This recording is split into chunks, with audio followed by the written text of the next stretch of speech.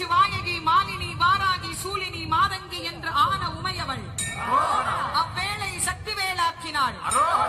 அது வெற்றி வேலாய் விளங்கச் செய்ய சிக்கலில் வேல் வாங்கிய சிங்கார வேலன் திருச்செந்தூரில் சூரனை சம்ஹாரம் செய்ய தனது ரத கஜ துரக பதாதியோடு இதோ ஜெயந்திநாதராக புறப்பட்டார்.